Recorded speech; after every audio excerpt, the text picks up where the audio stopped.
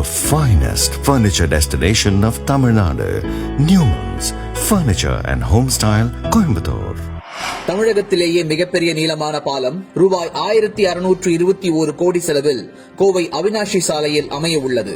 இதற்கான பூமி பூஜையை நேற்று உள்ளாட்சித்துறை அமைச்சர் SP வேலுமணி துவக்கி வைத்தார். இது குறித்து செய்தியாளர்களிடம் இன்று பேசிய திமுக MLA கார்த்திக் அவர்கள், நாங்கள் மேம்பாலம் கட்ட வேண்டாம் என்று சொல்லவில்லை, ஆனால் எந்தவித திட்டமிடுதலும் இல்லாமல் கோவையின் அனைத்து பிரதான சாலைகளிலும் பாலம் கட்டுமான பணிகள் நடந்து வரும் வேளையில் மிக முக்கியமான அவினாஷி சாலையில் கட்டுமான பணிகளை தொடங்கினால் பெரிய அளவில் போக்குவரத்து மற்றும் தொழில் பாதிக்கப்படும் என்று தெரிவித்தார்.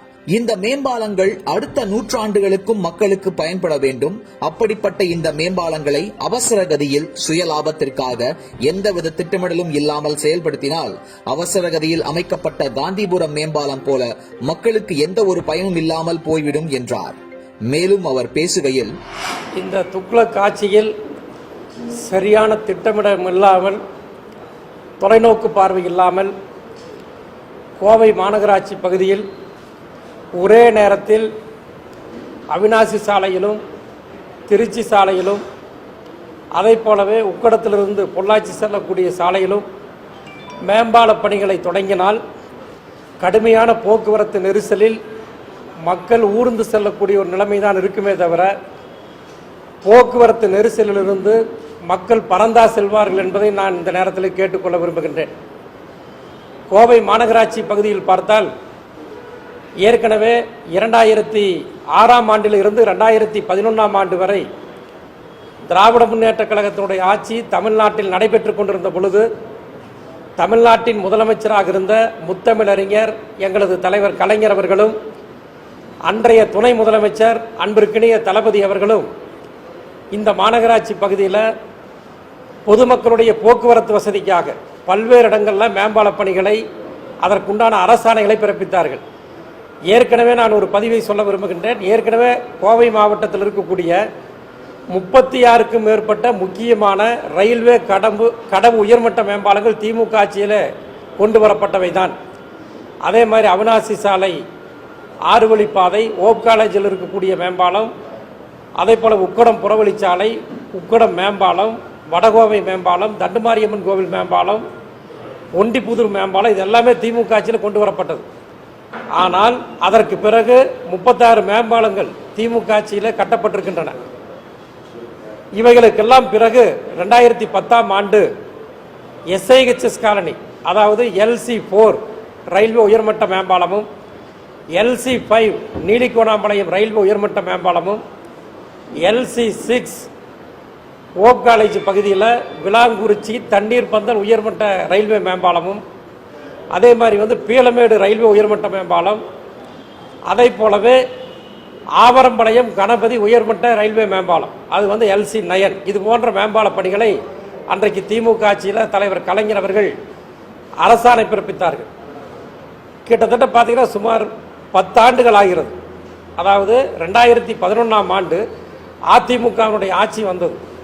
2011ஆம் ஆண்டிலிருந்து பார்த்தீங்கன்னா இன்னைக்கு வரைக்கும் பார்த்தீங்கன்னா இன்றைக்கு டிசம்பர் மாதமே பிறந்துருச்சு. இந்த ஆட்சியே இன்னொரு 2-3 மாதம் தான் இருக்குது. அதாவது இந்த ஆட்சியினுடைய ஆயுள் காலம் முடிகின்ற இந்த தருவாயில் அவசர கோலத்தில் எந்த விதமான தொலைநோக்கு பார்வை இல்லாமல் ஒரு துக்ளக் தர்பாரை போல மிக மிக மோசமான முறையில் அவசர கதியில் அவசரமாக மேம்பால பணிகளை மேற்கொண்டு வருகின்றார்கள். இதே திருச்சி ரோட்டில் உடனடியாக அந்த பாலப்பணிகளை எல்லாம் முடிக்க வேண்டும் என்று சொல்லி அவசர கதியில் இந்த மேம்பால பணிகளை தொடங்குவதை நான் வன்மையாக கோவை மாநகர் கிழக்கு மாவட்ட கழகத்தின் சார்பிலே நான் கண்டிக்கின்றேன். ஏற்கனவே திமுக ஆட்சியில் நிதி ஒதுக்கி தொடங்கப்பட்ட மேம்பால பணிகள் SIHS காலனி ரயில்வே உயர்மட்ட மேம்பாலம் உள்ளிட்ட நீலிகோணாம்பாளையம் பாலம், அதே மாதிரி பீளமேடு விளாங்குறிச்சி தண்ணீர் பந்தல் ரயில்வே உயர்மட்ட மேம்பாலம், இவைகளெல்லாம் கட்டி முடிக்கப்பட வேண்டும். ஆனால் இவைகளெல்லாம் கட்டி முடிக்காமல் உக்கடத்தில் மேம்பால பணி ஆரம்பித்தாங்க. போக்குவரத்து நெரிசல் இருக்குது. இப்போ திருச்சி சாலையில் பார்த்தீங்கன்னா கடுமையான போக்குவரத்து நெரிசல் இருக்குது. இது போன்ற சூழ்நிலையில் அவினாசி சாலையில் நேற்றைக்கு மேம்பால பணிகளை தொடங்குவதற்காக சுமார் 1600 கோடி ரூபாய் மதிப்பீட்டில் அந்த பணிகளை உள்ளாட்சித்துறை அமைச்சர் SP வேலுமணி அவர்கள் தொடங்கி வைத்திருக்கிறார்கள். ஏற்கனவே பார்த்தீங்கன்னா இந்த கோவை மாநகராட்சி பகுதியில், இந்த கோவை மாவட்டத்தில் கடுமையான போக்குவரத்து நெரிசலால் ஏற்கனவே நின்று கிடக்கக்கூடிய, முடங்கி கிடக்கின்ற அந்த மேம்பால பணிகள் தடைபெற்றிருக்கின்ற காரணத்தினால் பல லட்சக்கணக்கான தொழிலாளர்கள் பாதிக்கப்பட்டிருக்கின்றார்கள். அதான் நான் சொன்ன பகுதிகளில் பூராமே 1,00,000க்கும் மேற்பட்ட தொழிலாளர்கள் பணியாற்றக்கூடிய பகுதிகள். அது பீளமேடாக இருந்தாலும் சரி, SIHS காலனியாக இருந்தாலும் இந்த பகுதி பூரா அங்கே பூரா தொழில் வளர்ச்சி வந்து மிகப்பெரிய அளவில் பாதிக்கப்பட்டிருக்கிறது. இன்றைக்கு கோவை நகரத்தில் மிக கடுமையான போக்குவரத்து நெரிசல் இருந்து கொண்டிருக்கிறது. இப்படி இருக்கிறப்போ எந்த விதமான திட்டமிடல் இல்லாமல் அவிநாசி சாலையில் மேம்பால பணியை தொடங்கினா கடுமையான போக்குவரத்து நெரிசல் ஏற்பட்டால் அதை சமாளிப்பதற்கு இந்த அரசு, நெடுஞ்சாலைத்துறை என்ன திட்டத்தை கையில் வைத்திருக்கிறது என்பதைத்தான் இந்த நேரத்தில் நான் கேட்டுக்கொள்ள விரும்புகின்றேன். அதாவது அவசர கதியில் 2011ஆம் ஆண்டிலிருந்து இவங்க ஆட்சியில் இருக்கிறாங்க. இப்போ வரைக்கும் வந்து அதற்குண்டான பெரிய முயற்சிகள் எதுவுமே எடுக்காமல் இந்த கடந்த ஓராண்டு காலமாக முயற்சி எடுத்து அவசர கதியில் இந்த மேம்பால பணிகளை தொடங்கியிருக்கிறார்கள் என்று சொன்னால், லாபம் ஈட்டுகின்ற கமிஷன், அதை போலவே பல்வேறு ஊழல் முறைகேடுகளை செய்வதற்காகத்தான் இது போன்ற மேம்பால பணிகளை, இந்த மேம்பாலம் வந்து நீண்ட நெடிய காலத்திற்கு கிட்டத்தட்ட ஒரு 1000 காலம், 1000 ஆண்டு காலம், பல நூற்றாண்டு காலம் இந்த பாலங்கள் எல்லாம் நிலைத்து நிற்க வேண்டும். ஏனென்று கேட்டால் பல கோடி ரூபாய், பல 100 கோடி ரூபாய் மதிப்பீட்டில் இந்த மேம்பால பணிகள் தொடங்கப்படுகின்றன. இவைகளை எல்லாம் இந்த ஆட்சியாளர்கள் ஏன் அவசர கதியிலே தொடங்குகின்றார்கள் என்பதைத்தான் இந்த நேரத்தில் நான் கேட்டுக்கொள்ள விரும்புகின்றேன். ஆகவே அவசர கதியில் இந்த அவிநாசி சாலையில் மேம்பால பணிகளை தொடங்கக்கூடாது. ஏற்கனவே தொடங்கப்பட்ட மேம்பால பணிகள் கட்டி முடிக்கப்பட வேண்டும். கட்டி முடித்ததற்கு பிறகு இந்த அவிநாசி சாலையில் வந்து வேலை ஆரம்பித்தா அதில் எந்த விதமான பாதிப்பு கிடையாது. மேம்பாலம் கட்ட வேண்டாம் என்று நாங்கள் சொல்லவில்லை. ஏற்கனவே கட்டுவதற்காக அரசாணை பிறப்பிக்கப்பட்ட 10 ஆண்டு காலமாக கிடப்பில போடப்பட்ட மேம்பாலங்களையே கட்ட ஒரு லாய்க்கற்ற நெடுஞ்சாலைத்துறையாக தமிழக முதலமைச்சர் எடப்பாடி பழனிசாமியினுடைய தலைமையில் இருக்கக்கூடிய இந்த ஆட்சியினுடைய கையில் இருந்து கொண்டிருக்கிறது. இப்படிப்பட்ட சூழலில் அவிநாசி சாலையிலும் இது போன்ற மேம்பாலங்களை கட்டினால் நிச்சயமாக இந்த மேம்பால பணியின் மூலமாக மிக கடுமையான போக்குவரத்து நெரிசல் ஏற்படும். அதனால் தொழில் வளம் பாதிக்கப்படும். அந்த சாலைகளிலே பயணிக்கக்கூடியவர்கள் மிகப்பெரிய பாதிப்புக்கு உள்ளாவார்கள். ஆகவே இந்த அரசு மறுபரிசீலனை செய்ய வேண்டும். உடனடியாக ஏற்கனவே கட்டுவதற்காக திட்டமிடப்பட்டிருக்கக்கூடிய அந்த மேம்பால பணிகளை எல்லாம் கட்டி முடித்ததற்கு பிறகு இந்த பாலப்பணிகளை தொடங்க வேண்டும் என்று நான் கோவை மாநகர கிழக்கு மாவட்ட கழகத்தின் சார்பில் கேட்டுக்கொள்கின்றேன். அதையும் மீறி இந்த கோவை மாநகரத்தில் இந்த அவிநாசி சாலையில் மேம்பாலம் கட்டுவதற்காக அந்த கட்டுமான பணிகளை தொடங்கி கடுமையான போக்குவரத்து நெரிசல் ஏற்படும் என்று சொன்னால், ஏற்கனவே பார்த்தீங்கன்னா கடந்த 1 மாத காலமாக, 2 மாத காலமாக என்னிடத்தில் பொதுமக்களும் சமூக ஆர்வலர்களும் பல்வேறு தொழில் முனைவோர்களும் இளைஞர்களும் பல பேர் என்கிட்ட வந்து தொலைபேசியில் தொடர்பு கொண்டு பேசி வருகின்றார்கள். பல பேர் நேரில் என்னை சந்தித்து பேசியிருக்கின்றார்கள். ஏற்கனவே பல இடத்துல வந்து போக்குவரத்து நெரிசல் இருக்குது, ஆனால் இப்போ இந்த வேலையை ஆரம்பித்தாங்கன்னா இன்னும் வந்து மிகப்பெரிய பாதிப்பாகும் என்று சொல்லியிருக்கின்றார்கள். ஆகவே பொதுமக்களுடைய உணர்வுகளை மீறி இந்த அரசு செயல்பட்டு போக்குவரத்து நெரிசல் ஏற்படும் என்று சொன்னால் கோவை மாவட்டத்தில் பொதுமக்களை திரட்டி மாபெரும் போராட்டங்கள் நடத்தப்படும் என்பதை இந்த நேரத்தில் நான் தெரிவித்துக் கொள்கின்றேன். உள்ளாட்சித்துறை SP வேலுமணி எங்களது கழக தலைவரை பற்றி விமர்சிப்பதற்கு அவருக்கு எந்த தகுதியும் அருகதையும் இல்லை.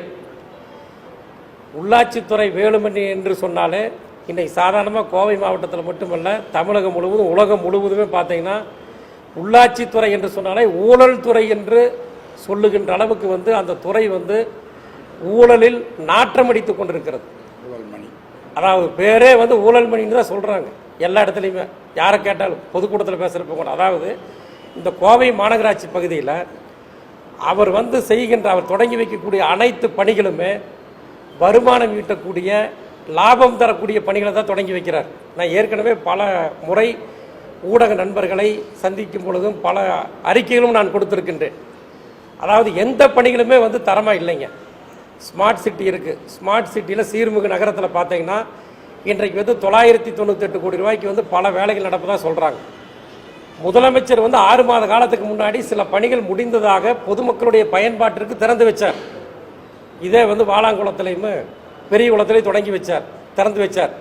இருக்கக்கூடிய பத்திரிகையாளர்கள் முன்னிலையில் நான் கேட்டுக்கொள்கின்றேன், முதலமைச்சர் திறந்து வச்ச அந்த ஸ்மார்ட் சிட்டியினுடைய திட்டம் மக்களுக்கு இப்போ பயனடைந்து கொண்டிருக்கின்றார்களா மக்கள்? அதை தான் நான் கேட்க விரும்புகிறேன். சேத்துமா வாய்க்காலிருந்து, உக்கடத்தில் சேத்துமா வாய்க்காலிருந்து சாக்கடை நீர் பூரா வந்து அங்கே தான் உக்கட குளத்தில் தான் வந்து கலக்குது.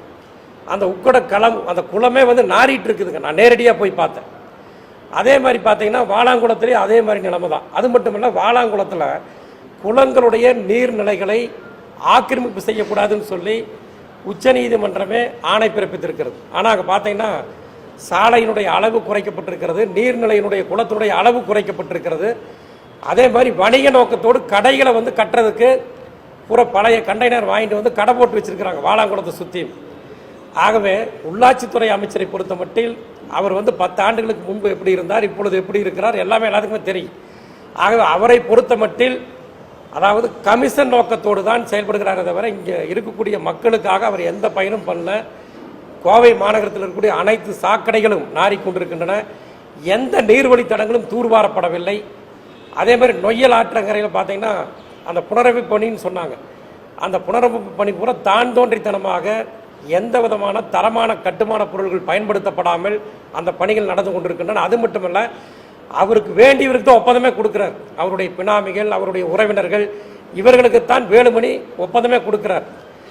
இது போன்ற ஒப்பந்தங்களை மறைப்பதற்காகத்தான் 2017ஆம் ஆண்டில் இருந்து இன்று வரை எஸ்பி வேலுமணியினுடைய கட்டுப்பாட்டில் இருக்கக்கூடிய இந்த கோவை மாநகராட்சி நிர்வாகம் 4000த்திற்கும் மேற்பட்ட தீர்மானங்களை அதாவது இணையதளத்தில் வந்து பதிவேற்றம் செய்யாமல் தடுத்து நிறுத்தியிருக்கிறாங்க. இது வந்து உள்ளாட்சி முறை மன்றத்திலையும் வந்து பல பேர் சமூக ஆர்வலர்கள், எஸ்பி தியாகராஜன் போன்றவர்கள் முறையிட்டு அதை வந்து பதிவேற்றம் செய்யணும்னு சொல்லி அறிவுறுத்தி இருக்கின்றார்கள். ஆனால் ஒப்பந்ததாரர்களுடைய தகவல்களை தர முடியாது என்ற ஒரு ஒற்றை வரியில் அதை பூரா இருட்டடிப்பு செய்து வருகிறது இந்த கோவை மாநகராட்சி. அந்த 4000 தீர்மானம் என்பது பல்லாயிரக்கணக்கான கோடி ரூபாயினுடைய மக்களுடைய வரி பணத்தில் செய்யக்கூடிய கட்டுமான பணிகளுடைய விவரங்கள். அது எல்லாமே பார்த்தீங்கன்னா அவருடைய பினாமி ஒப்பந்ததாரர்களுக்கு வழங்கப்பட்டிருக்கிறது. இப்படி ஒட்டுமொத்தமாக மாநகராட்சி நிர்வாகத்தை கோவையில் இருக்கக்கூடிய அனைத்து துறை மட்டுமல்ல, தமிழகத்தில் இருக்கக்கூடிய உள்ளாட்சி துறையையே கூறு போட்டு ஏலம் போட்டு ஊழல் நடத்துகின்ற வேலுமணி அவர்கள் எங்களது தலைவரை பற்றி விமர்சிப்பதற்கு எந்த அருகதையும் இல்லை என்பதை இந்த நேரத்தில் தெரிவித்துக் கொள்கின்றேன்.